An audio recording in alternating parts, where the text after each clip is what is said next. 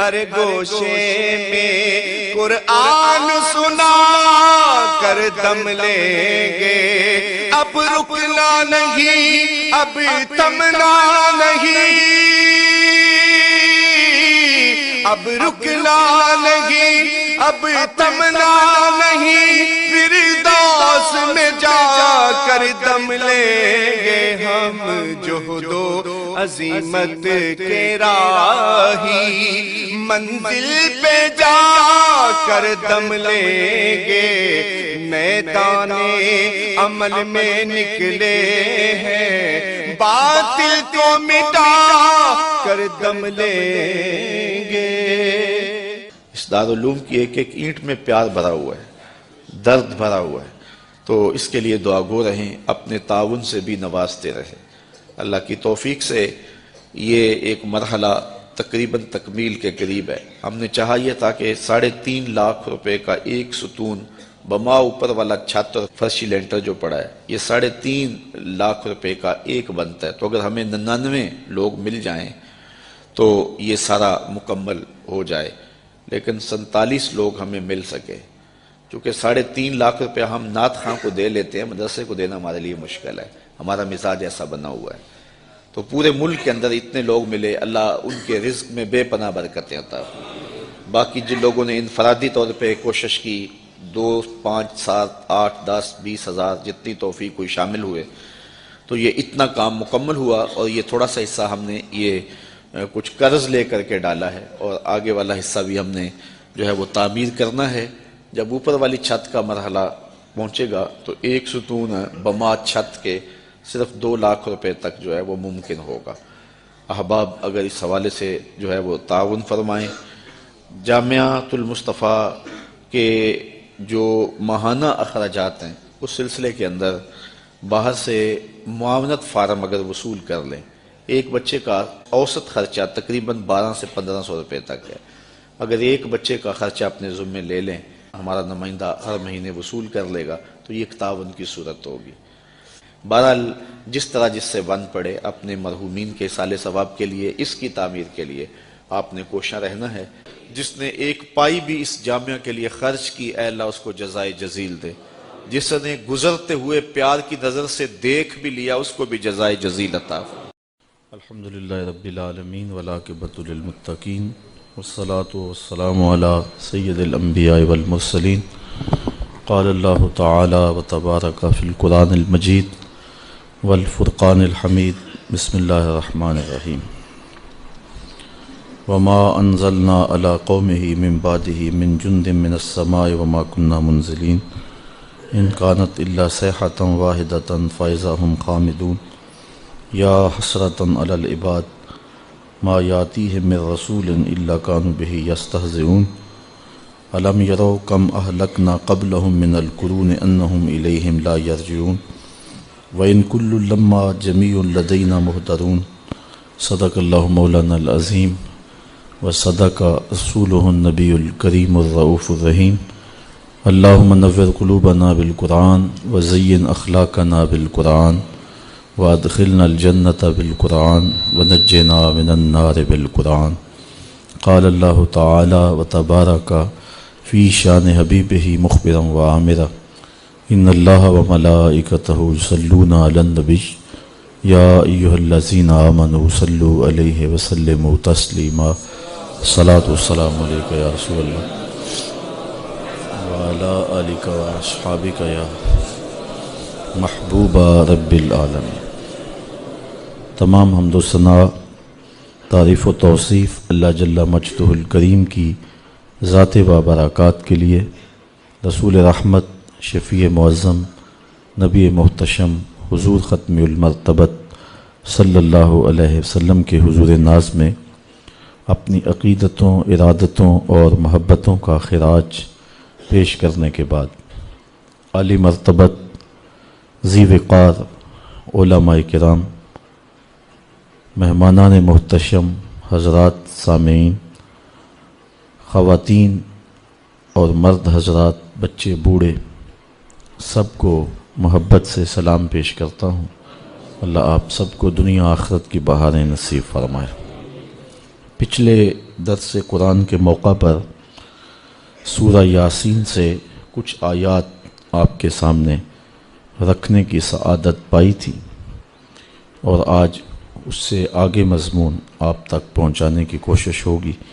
اللہ تعالیٰ میری زبان پر کلمۃ الحق جاری فرمائے۔ اللہ کے وہ 3 پیغمبر جنہوں نے ایک بستی میں آ کر حق کا پیغام دیا، اور لوگوں نے نہ صرف ان کی مخالفت کی بلکہ ان کو قتل کرنے پہ آمادہ ہو گئے۔ حبیب النجار اسی بستی کا رہنے والا شخص تھا۔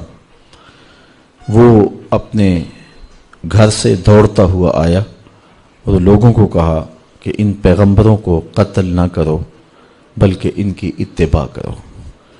وہ پتھر جو ان پیغمبروں پر برسنے کے لیے آمادہ تھے وہ سارے کے سارے حبیب نجار پہ برس گئے، اور وہ شہادت کا تاج اپنے زیب تن کر چکا۔ بعد میں ان پیغمبروں کو بھی ان لوگوں نے شہید کر دیا۔ جب پیغمبروں کو اور حبیب النجار کو، صاحب یاسین کو انہوں نے شہید کر دیا، تو پھر اللہ تعالیٰ جل شانہ کا عذاب اس قوم کی طرف متوجہ ہوا۔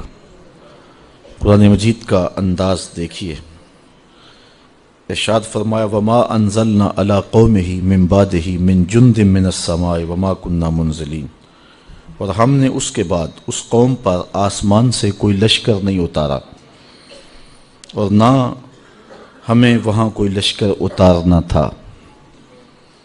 ان کانت الا صیحۃ واحدہ، وہ تو بس ایک ہی چیخ تھی۔ فاذا ہم خامدون، جبھی وہ بجھ کر رہ گئے۔ اس قوم کو عذاب دینے کے لیے فرشتوں کی کوئی جماعت بھیجنے کی اللہ کو ضرورت نہیں ہے، اور اللہ کہتا ہے نہ ہم بھیجنے والے ہیں، بلکہ حضرت جبریل امین آئے اور شہر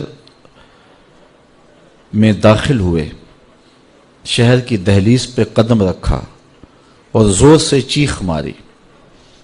انبیاء اور حبیب النجار کو شہید کرنے کے بعد یہ قوم واپس جا رہی تھی۔ پھر کیا ہوا کہ اس چیخ نے زندگی کی حرارت چھین لی، اور یہ ایسے ہو گئے جس طرح بجھی ہوئی آگ ہوتی ہے، جس طرح راکھ کا ڈھیر ہوتا ہے، جو لپک لپک کے گالیاں دیتے تھے، چیخ چیخ کے پیغمبروں کی تکذیب کرتے تھے، حق کے پرستاروں، حق کی دعوت دینے والے داعیوں کو نشانہ تضحیک بنا رہے تھے، تمسخر کر رہے تھے۔ پھر کیا ہوا کہ زندگی کی حرارت چھن گئی اور وہ بجھی ہوئی آگ کی طرح ڈھیر ہو گئے، زندگی اچک لی گئی، حرارت چھین لی گئی، زندگی کا سارا جمال سلب کر لیا گیا، تو وہ گھروں کو ابھی واپس نہیں پہنچے کہ راستے میں ڈھیر ہو گئے۔ تو اللہ فرماتا ہے کہ اس کام کے لیے، ان بدبختوں کو سزا دینے کے لیے ہم نے کوئی لشکر نہیں بھیجا، بلکہ ایک چیخ ہی ان کے لیے کافی تھی۔ یہاں مفسرین نے ایک سوال اٹھایا ہے، وہ یہ کہ اللہ کی عادت نہیں ہے کہ وہ کسی قوم کو سزا دینے کے لیے فرشتوں کے لشکر بھیجے۔ کسی کو اٹھایا جبریل نے ہاتھ پہ اور آسمان تک لے گئے اور پھر الٹ دیا، کسی کو پیس کے رکھ دیا گیا، کسی کے لیے مچھر ہی کافی ہو گئے، کسی کو ابابیلوں نے برباد کر دیا۔ لیکن اللہ قوموں کو برباد کرنے کے لیے فرشتوں کی جماعتیں نہیں بھیجا کرتا، اور یہاں قرآن میں کہا گیا۔ لیکن قرآن میں دوسرا مقام اٹھائیے، جب بدر کا میدان سجا تو اللہ نے ایک نہیں ہزاروں فرشتے بھیجے۔ احزاب کی جنگ لگی تو فرشتے آئے اور کافروں کے خیموں کی رسیاں کاٹتے رہے۔ تو مفسرین یہاں سوال اٹھایا کہ رب کی عادت نہیں ہے کہ وہ فرشتوں کی جماعتوں کو بھیجے کافروں کو قتل کرنے کے لیے، کافروں کو عذاب دینے کے لیے؟ لیکن بدر میں کیا ہوا؟ غزوہ احزاب میں کیا ہوا؟ وہاں جماعتیں کیوں آئیں؟ تو کہا کہ وہ جو جماعتیں آئی تھی وہ محبوب کے پروٹوکول کے لیے آئی تھی، وہ محبوب کی تکریم کے لیے آئی تھی، محبوب کے اعزاز کے لیے آئی تھی۔ فرشتہ تو ایک ہی کافی ہوتا تھا، دنیا کو بتانا یہ تھا کائنات گھومتی ہے محمد کی زلفوں کے گرد، کائنات حضور کے گرد طواف کرتی ہے، اور یہ سارا نظام مصطفیٰ کے لیے ہے۔ اس لیے اللہ تعالیٰ نے خاص طور پہ وہاں فرشتوں کی جماعتیں بھیج کر کے محبوب کو اعزاز دیا، محبوب کو تکریم دی۔ ورنہ اللہ تعالیٰ اپنا ضابطہ بیان کرتا ہے، وَمَا أَنزَلْنَا عَلَىٰ قَوْمِهِ مِن بَعْدِهِ مِن جُنْدٍ مِّنَ السَّمَاءِ، آسمان سے کوئی لشکر اتارنے کی ضرورت نہیں پیش آئی ہمیں، وَمَا كُنَّا مُنزِلِينَ، اور نہ ہم وہاں کوئی لشکر اتارنا تھا۔ وہ تو ایک چیخ تھی جس نے ان کی زندگی کی حرارت چھین لی، اور وہ بجھی ہوئی آگ کی طرح راکھ بن کے رہ گئے، تو وہ ایک چیخ نے ان کا کام تمام کر دیا۔ اچھا، بعض مفسرین نے اس آیت پہ ایک اور بات بھی کی ہے، اور وہ یہ کہ جب انہوں نے پیغمبروں کو شہید کر دیا، اپنے ہاتھوں سے روشنی کے چراغ بجھا دیے، حبیب النجار کو بھی شہید کر دیا، اور بدبخت قوموں کا مزاج یہ ہوتا ہے کہ جو ان کی خیر خواہی چاہیں وہ انہیں گالیاں دیتے ہیں، جو ان کی بھلائی کا پیغام لے کر کے آئیں وہ انہیں برا کہتے ہیں۔ بے مروت بے وفا تیرا بھی کیا افسانہ ہے، جس نے اپنی ہی شمع کو گل کیا تو وہ پروانہ ہے۔ تو بدبخت طبقے ہمیشہ ایسا کرتے ہیں کہ اپنے ہی خیر خواہوں کو حوالہ زندہ کر دیتے ہیں، کبھی فصیلے دار پہ ان کے سروں کا چراغاں کرتے ہیں، اور کبھی انہیں ٹک ٹکیوں پہ باندھتے ہیں، انہیں اذیتیں دیتے ہیں، انہیں دکھ دیتے ہیں۔ تو کافروں اور بد نصیب طبقوں کے اس مزاج کو بیان فرمایا، جب انہوں نے اپنے ہاتھوں سے ان چراغوں کو بجھا لیا، ان پیغمبروں کو شہید کر لیا، تو پھر ان کے اوپر عذاب کیا آیا۔ ایک تو یہ کہ وہ چیخ آئی، آسمان سے کوئی لشکر اللہ نے نہیں اتارا، اور اللہ فرماتا ہم اتارنے والے بھی نہیں تھے۔ تو یہاں دوسرا مفہوم مفسرین نے جو بیان کیا ہے اس سے بہت کچھ سمجھا جا سکتا ہے، وہ یہ ہے کہ مانوی عذاب ان پہ آیا۔ وہ کیا تھا کہ پھر مدت مدید تک آسمان سے ان کے لیے کوئی پیغمبر نہیں آیا، اللہ تعالیٰ نے ان پر وحی کا دروازہ بند کر دیا، کوئی مصلح اس قوم کی طرف ہدایت کا سندیسہ لے کر نہیں آیا۔ جب قومیں ناقدری کریں آسمانی ہدایتوں کی تو پھر ان سے ہدایتیں چھین لی جاتی اور اندھیروں میں بھٹکنے کے لیے ان کو چھوڑ دیا جاتا ہے۔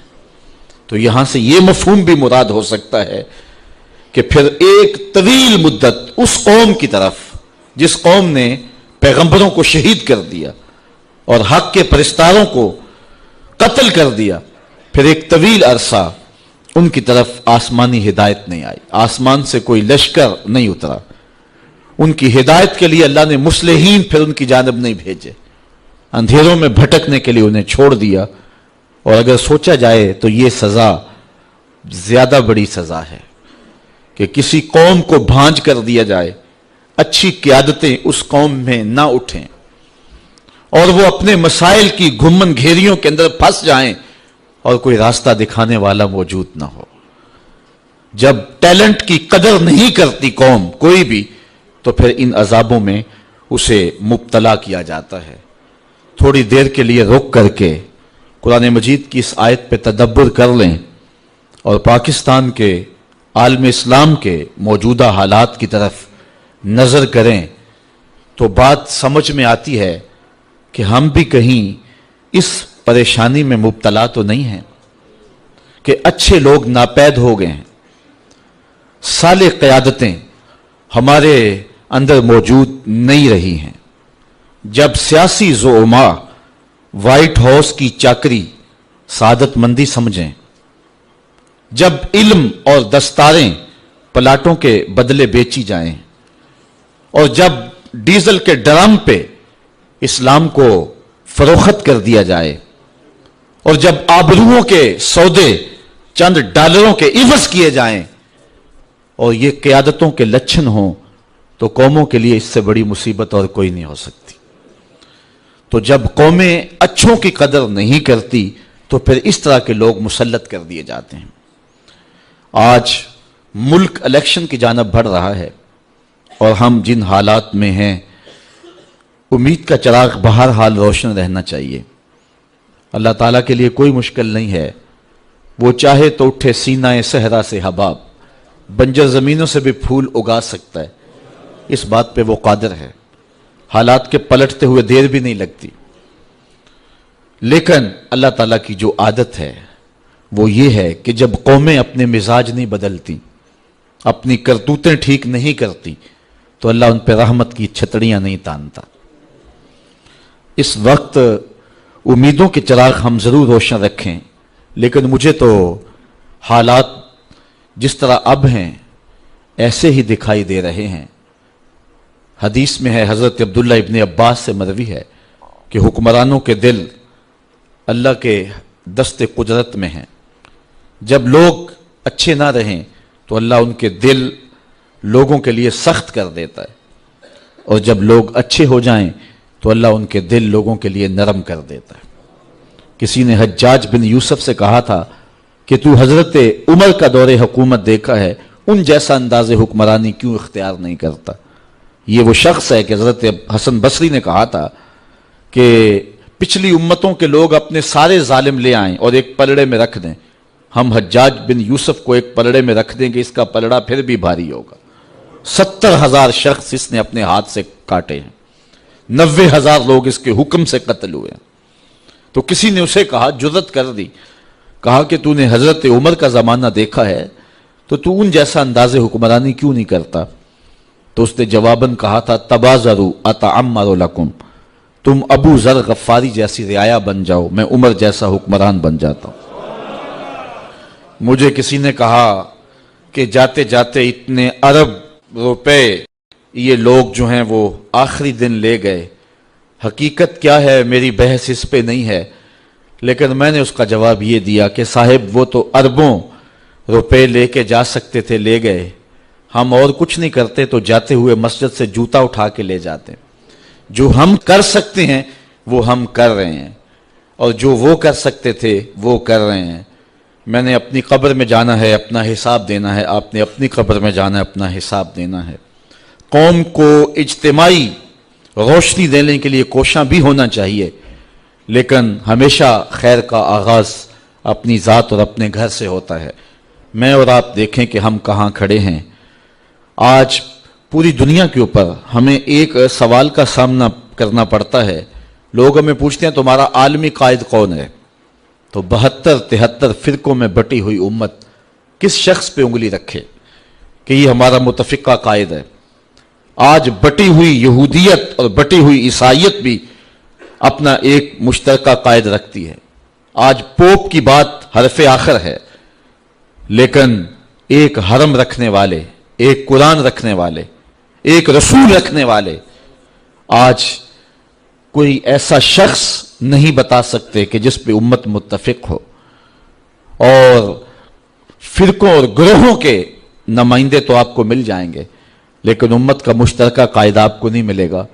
کہیں ہم اس عذاب میں مبتلا تو نہیں ہیں کہ ہم نے اچھوں کی قدر نہ کی اور نتیجے کے اندر ہمیں بونے قسم کے لوگ دے دیے گئے اور حقیقی قیادتیں ہم سے چھین لی گئیں۔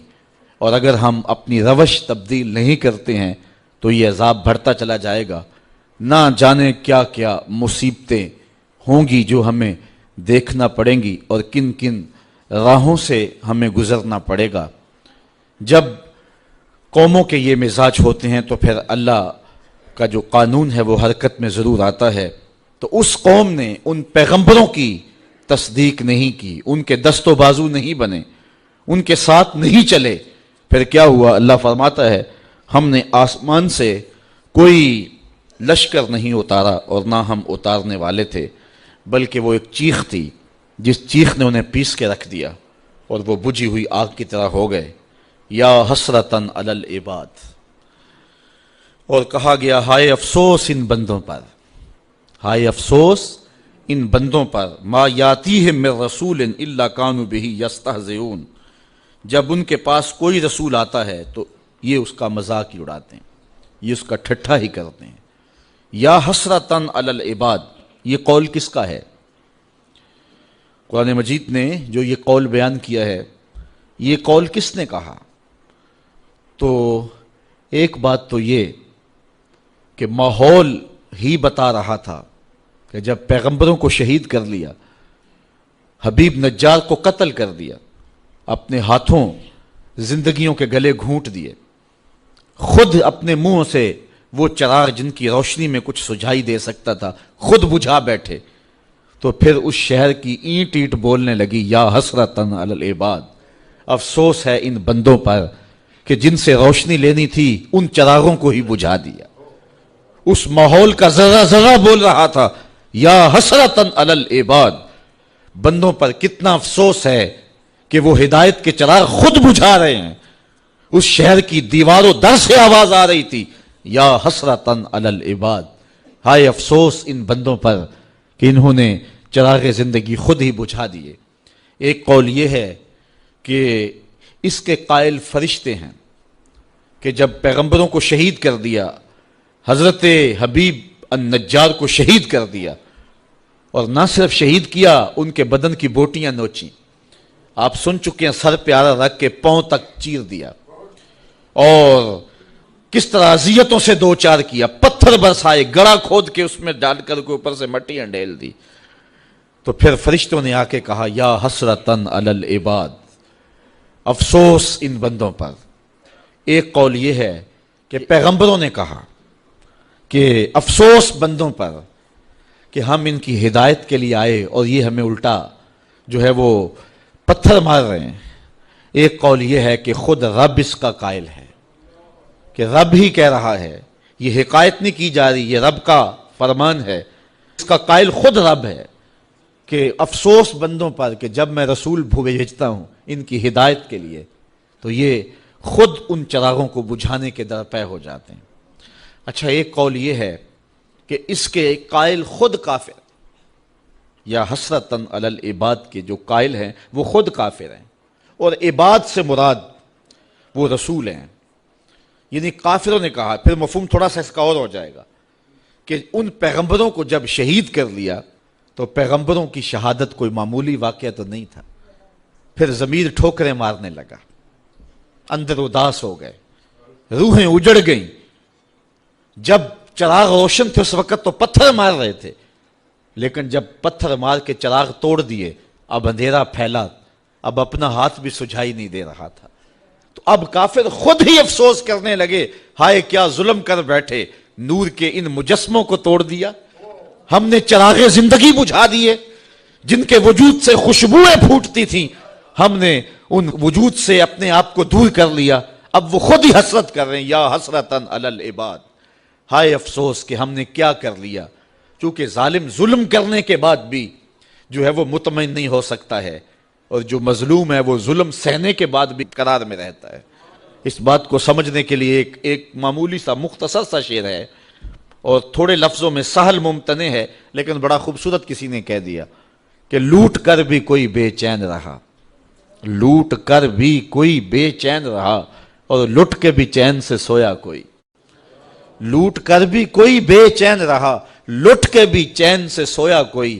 یہ لٹے ہوئے تو جنت کے باغوں میں سیر کر رہے ہیں، جن کی ہڈیاں توڑی جا رہی ہیں، حوریں ان کی ناز برداریاں کر رہی ہیں، اور یہ پتھر مارنے والے اب اداس پھر رہے ہیں، اب اندھیرے میں ٹھوکریں کھا رہے ہیں، اب یہ کہہ رہے ہیں یا حسرتن علی العباد۔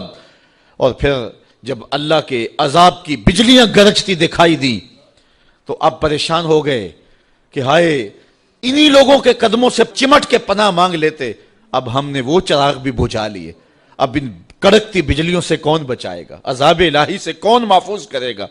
جنہوں نے محفوظ کرنا تھا، جو پناہ گاہیں تھی، ہم نے وہ پناہ گاہیں ہی توڑ دی، تو اب وہ خود کہہ رہے تھے یا حسرتن علی العباد، ہائے افسوس۔ اللہ اکبر۔ صاحبو، اگر قرآن مجید کی اس آیت کے مفہوم کو آپ دل میں جگہ دے چکے ہیں اور فہم اس بات کو قبول کر چکا ہے کہ اب وہ کیا کہہ رہے ہیں، کافر خود کہہ رہے ہیں، تو پھر بات سمجھنے میں دیر نہیں لگتی کہ جو حق ہوتا ہے وہ خود ہی بولتا ہے۔ حق جو ہوتا ہے اس کو دبایا نہیں جا سکتا ہے، کربلائیں سجتی ہیں تو پچھتانا یزید کو پڑتا ہے، پچھتانا ابن زیاد کو پڑتا ہے، پچھتانا شمر کو پڑتا ہے۔ حسین تو نیزے کی نوک پہ بھی قرآن پڑھا کرتے ہیں۔ اس لیے کافر کہہ رہے ہیں یا حسرتن علی العباد۔ اچھا بات تلخ نہ ہو، بات کڑوی نہ ہو تو میں ایک بات کہوں کہ جو باصلاحیت لوگ ہوتے ہیں اور حق کی راہوں کے مسافر ہوتے ہیں، انہیں اپنے قد کو بڑھانے کے لیے بھنڈ قسم کے لوگ ساتھ نہیں رکھنے پڑتے، ان کو اپنے مزارات کے نقشے نہیں دے کے جانے پڑتے کہ اس طرح کا دربار بنوانا میرا تاکہ لوگوں کا آنا جانا رہے۔ ان کے جھنڈے رب خود ہی لگاتا ہے، اور ان کے اٹھ جانے کے بعد ماحول کے اندر ایسی اداسی ہوتی ہے کہ جو دشمن وہ بھی ہاتھ مال رہے ہوتے ہیں کہ یہ چراغ بجھ گیا، یہ زندگی کا اجالا ہم سے چھن گیا۔ تو یا حسرتن علی العباد کے مفہوم کو اگر آپ سمجھیں تو حق کی جو بلندی ہے اور سر بلندی ہے وہ سمجھ میں آتی ہے۔ ما یاتیہم من رسول الا کانوا بہ یستہزئون۔ اللہ فرماتا ہے جب بھی ان کے پاس کوئی رسول آتا ہے تو ان کا مزاج یہ ہے کہ یہ ہمیشہ ٹھٹھا ہی کرتے ہیں، مذاق ہی کرتے ہیں۔ اب دین کی راہوں پہ چلنے والوں کے لیے اس آیت میں بہت کچھ ہے۔ کوئی یہ سمجھے کہ آتے ہوئے بھی پھول اور جاتے ہوئے بھی پھول، صاحب نہیں، یہ تو کانٹوں کی سیج ہے۔ یہاں تو مقاومتیں بھی ہوں گی، مخالفتیں بھی ہوں گی، اذیتیں بھی ہوں گی، دکھ بھی ہوں گے، تان و تشنیع کے برستے تیر بھی ہوں گے، لوگ گالیاں بھی دیں گے۔ جب پیغمبروں کو بھی لوگوں نے گالیاں دی، اللہ کا کوئی پیغمبر ایسا نہیں آیا کہ جس نے آ کے پیغام حق دیا ہو اور لوگوں نے مخالفت نہ کی ہو، چونکہ جس کے مفادات پہ زد پڑے گی وہ مخالفت تو کرے گا، وہ مقاومت تو اٹھائے گا، وہ تانے تو دے گا، وہ ماحول سازی مخالفت میں تو کرے گا، وہ اپنی بدتمیزیوں کا اظہار کسی نہ کسی طریقے سے تو کرے گا۔ تو صاحب جب پیغمبروں کو بھی لوگوں نے معاف نہیں کیا ہے، جب پاک باز ہستیوں کو جو وحی کے اجالے لے کر کے آئے ان کو بھی گالیاں لوگوں نے دی ہے، تو آج اگر مبلغ راہ حق میں تکلیف سہتا ہے تو اسے ازردہ نہیں ہونا چاہیے، بلکہ اس بات پہ خوش ہونا چاہیے کہ میں بھی پیغمبروں کی سنت ادا کر رہا ہوں۔ مجھے بڑی اچھی بات آج بڑی دیر کے بعد یاد آئی۔ ایک زمانہ تھا جب درس قرآن کا نیا نیا آغاز ہوا تو لوگوں کا رجحان ہوا، تو ہماری بستی کی حالت تو خستہ ہی تھی، لیکن کچھ لوگ جب راغب ہوئے تو ایک صاحب نے ایک شوشہ چھوڑا اور اس نے کہا کہ اس شخص کے پاس جادو ہے اور جو جادو کر کے لوگوں کو اپنے قریب کر لیتا ہے۔ تو میرے ایک دوست تھے پیر بھائی، تو وہ بڑے ازردہ سے ہو گئے۔ اب تو برداشت کی سکت سب میں ہے، چونکہ روز جو ہو رہا ہے ہمارے خلاف تو اب تو عادت بنتی جا رہی ہے، لیکن اس زمانے میں بڑا مشکل تھا۔ تو اس نے کہا جی فلاں نے آپ کو جادوگر کہا ہے۔ تو میں نے کہا اچھا حضور کی یہ سنت بھی ادا ہوگی، چونکہ حضور کو بھی جادوگر کہا گیا تھا۔ میرے ایک استاد ہیں، وہ مجھے ایک دن آ کے کہنے لگے کہ کچھ لوگ کہتے ہیں کہ رضا ثاقب کے پاس تسخیر قلوب کا وظیفہ ہے، اور وہ صبح فجر کے وقت جب سورج چڑھا ہوا ہوتا ہے تو سورج کی جانب منہ کر کے پڑھتا ہے، اور اس کے والد صاحب نے اسے بتایا ہوا ہے، تو اتنے لوگوں کا جو ہجوم ہے اس کے پاس یہ اس وظیفے کی وجہ سے ہے۔ تو میں نے کہا استاد جی اگر آپ اجازت دیں تو اس مرتبہ مصطفی اجتماع میں وہ وظیفہ بتا ہی نہ دوں سب کو۔ تو میں نے ان کو کہا کہ میں اس مرتبہ بتاؤں گا، تو خیر مصطفی اجتماع کے اوپر جو کیفیت تھی تو بات ادھر نہ آ سکی اور میں وہ وظیفہ نہیں بتا سکا۔ تو چلو آج میں بتا دیتا ہوں۔ وہ وظیفہ یہ ہے کہ جس نے یہ بتایا ہے کہ فجر کے بعد پڑھتے ہیں اس کو مغالطہ لگ گیا، میں فجر کے بعد نہیں پڑھتا۔ وہ وظیفہ شروع ہوتا ہے ظہر کے وقت اور ختم ہوتا ہے جا کے رات 2 بجے، اور وہ ایک جگہ بیٹھ کے نہیں پڑھنا پڑتا۔ وہ کبھی گجرانوالا، کبھی سیالکوٹ، کبھی راول پنڈی، کبھی ساہیوال، کبھی ہڑپے، کبھی کراچی، کبھی بیرون ملک، کبھی مسجد میں، کبھی ہال میں، کبھی گلی میں، کبھی بازار میں۔ اور وظیفہ پڑھنے کے بعد بس چپکے سے گھر لوٹ جاؤ، پھر کن انکھیوں سے نہ دیکھو کہ پیچھے کوئی خدمت کرنے والا آ رہا ہے یا نہیں آ رہا، اور پھر چپکے سے گھر چلے جاؤ، آرام سے سو جاؤ۔ 6 ماہ وظیفہ کر کے دیکھ لو، زمانہ تمہارے قدم بھی چومے گا۔ تو یہ آسان سا وظیفہ ہے، اس سے کرو، محنت کرو، یہ ہے تسخیر قلوب کا وظیفہ۔ تو حق کی راہوں پہ چلو گے تو لوگ کیا کچھ نہیں کہیں گے، گالیاں بھی ہوں گی، بلکہ اب تو گالی سے بات گولی تک جا پہنچی ہے۔ پہلے لوگ اپنے نظریے کو منوانے کے لیے دلائل دیتے تھے، پھر ممبر و محراب سے گالیاں شروع ہو گئیں، اور اب تو بات گولی تک پہنچی ہے، خود کش دھماکے تک پہنچ گئی ہے۔ میرے نظریے کو نہیں مانتے، میری فکر کو نہیں مانتے تو میں خود کش دھماکے سے اڑا کے رکھ دوں گا تمہیں۔ عجیب رنگ ڈھنگ ہو گئے، عجیب صورتیں ہو گئی، تو ظاہر ہے جس کے مفاد پہ زد پڑے گی وہ مخالفت کرے گا۔ وہ کیا کسی نے کہا تھا کہ لوگ تو فنکار ہیں اس درجہ کے پل بھر میں، سنگے در کعبہ سے بھی اسنام تراشے۔ تم کون ہو اور کیا ہے داغ کبابی، لوگوں نے تو مریم پہ بھی الزام تراشے۔ لوگوں نے تو پیغمبروں پہ، پیغمبر زادیوں پہ، پیغمبر زادوں پہ اور پیغمبروں کے باپوں پر بھی تان و تشنیع کے تیر برسائے۔ آپ تاریخ نبیوں کی پڑھ کے دیکھ لیں تو مبلغین راہ حق میں دین کا پیغام لے کر چلنے والے، حالات کی تلخیوں اور سختیوں سے گھبرانا نہیں ہے۔ یہ سورہ یاسین ہمیں سبق دے رہی ہے، تم کس کھیت کی مولی ہو، یہاں تو پیغمبروں کو گالیاں دی جاتی رہی ہیں، یہاں تو پیغمبروں کی جو ہے وہ تدحیق کی جاتی رہی ہے۔ فرمایا ما یاتیہم من رسول الا کانوا بہ یستہزئون، جب بھی ان کے پاس کوئی رسول آتا ہے تو اس کا ٹھٹھا ہی کرتے ہیں، اس کو مذاق ہی کرتے ہیں اور اس کو جو ہے وہ تان و تشنیع کے تیر اس پہ برساتے ہیں۔ الم یروا کم اہلکنا قبلہم من القرون انہم الیہم لا یرجعون۔ اللہ تعالیٰ اشارہ فرماتا ہے کیا انہوں نے نہ دیکھا ہم نے ان سے پہلے کتنی ہی سنگتیں ہلاک کر دیں، کتنی قومیں برباد ہو گئیں، جن کا طوطی بولتا تھا آج باقی نہیں ہیں۔ اللہ اکبر۔ اور ارشاد فرمایا انہم الیہم لا یرجعون، اب وہ پلٹ کے بھی نہیں آئیں گے۔ فرعون گیا تو اب کسی ملک پہ فرعون کے بیٹوں کی حکومت نہیں ہے، فرعون بھی پلٹ کے نہیں آیا۔ خاقان گئے تو آج خاقان نظر نہیں آتے۔ تغلق، ایبک، فرعین مصر آج کہاں نظر آتے ہیں؟ جن کا طوطی بولتا تھا آج دنیا ان کے نام بھی نہیں جانتی۔ میں آپ سے پوچھتا ہوں، یہ میرے جو سننے والے لوگ ہیں، ان کی چمکتی پیشانیاں اور ان کی روشن آنکھیں بتاتی ہیں کہ یہ باشعور لوگ ہیں۔ چونکہ یہاں آ ہی باشعور سکتا ہے، چونکہ میرے پاس نہ تو لچھے دار تقریر ہے، نہ کان پہ رکھ کر کے میں سر کھینچ سکتا ہوں، تو پھر ظاہر ہے جو ان مقاصد کے لیے آتے ہیں وہ ہمارے مجالس میں تو نہیں آئیں گے۔ یہاں تو وہی آئے گا کہ جس کے سینے کے اندر جو ہے وہ جستجو کی روشنی ہے، یہاں تو وہی آئے گا کہ جو قرآن مجید کی تفہیم کا نور اور اس کے سمجھنے کا جذبہ سینے میں رکھتا ہے۔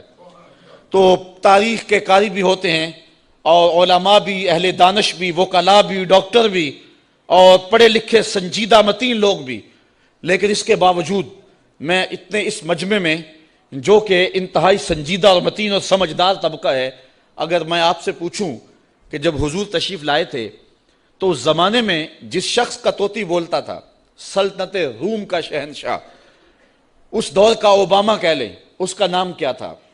تو کوئی تاریخ کا تازہ مطالعہ رکھتا ہو تو شاید وہ نام بتا دے، لیکن باقیوں کو اس کا نام یاد نہیں ہوگا۔ حالانکہ اس دور کا سپرمین، اس دور کا اوباما، اچھا اس دور کے کسرا کا نام بتا دیں، اس دور کے ٹونی بلیر کا نام بتا دیں تو شاید یہ بھی نام کوئی نہ بتا سکے۔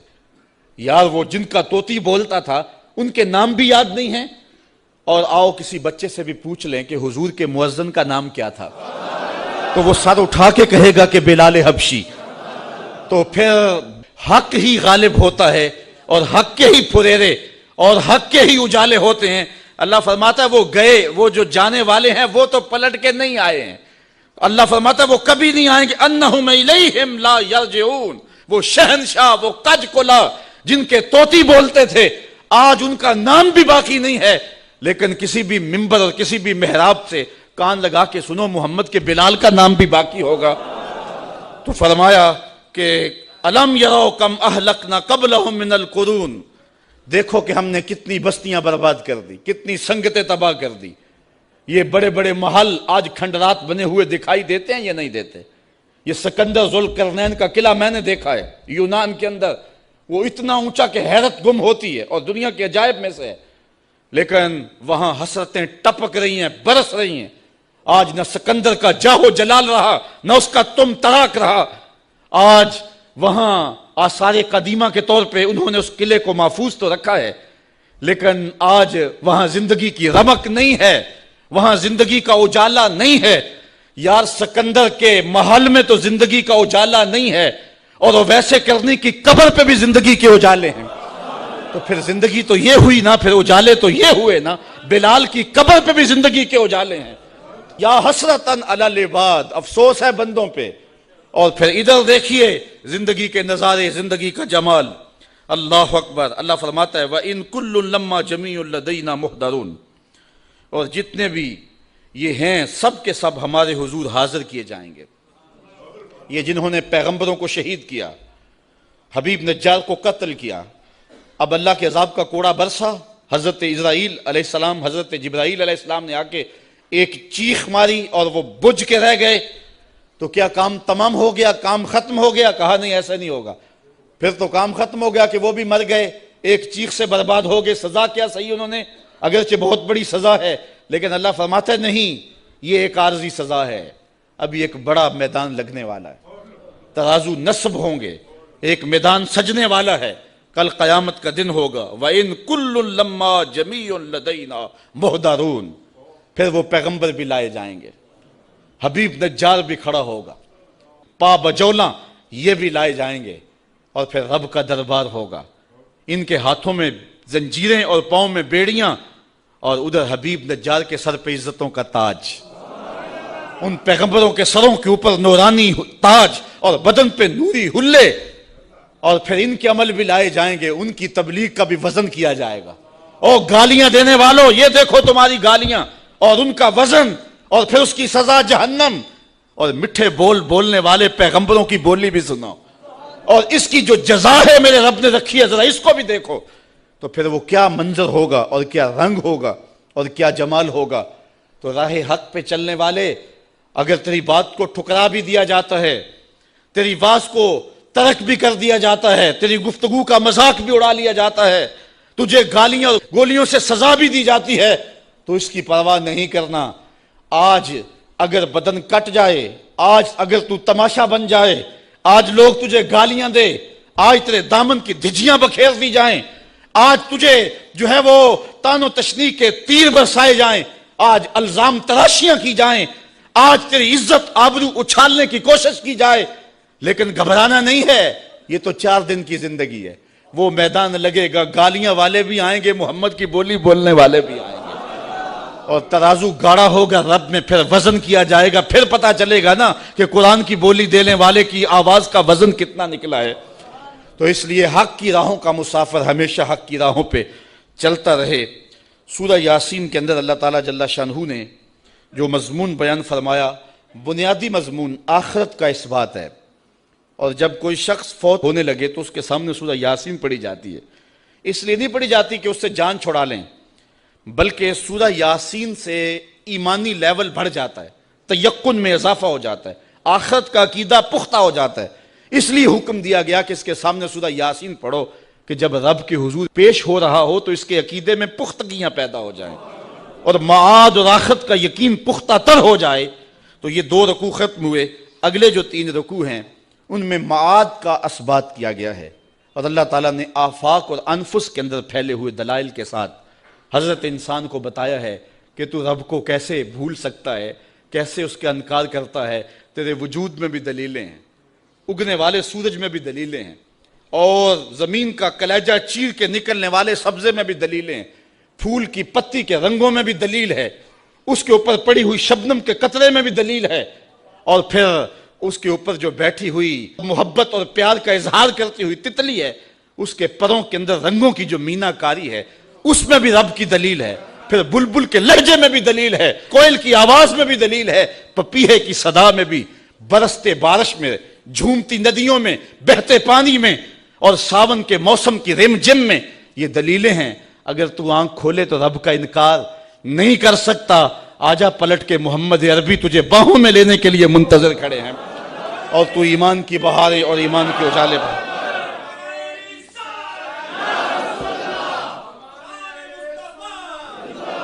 اگر میں اس مضمون کو چھیڑ لوں تو وقت کے دامن میں اتنی گنجائش نہیں ہے۔ اللہ آپ کو جزا دے، دنیا دین کی بہاریں ہم سب کا مقسوم فرمائے۔ آفاق کے ہر ہر گوشے میں قرآن سنا کر دم لینا، اب رکنا نہیں، اب تھمنا نہیں، فردوس میں جا کر دم لینا، آفاق کے ہر ہر گوشے میں قرآن سنا کر دم لینا، اب رکنا نہیں، اب تھمنا نہیں۔ بسم اللہ الرحمن الرحیم۔ ہم جہد و عظیمت کے راہی، ہم جہد و عظیمت کے راہی، منزل پہ جا کر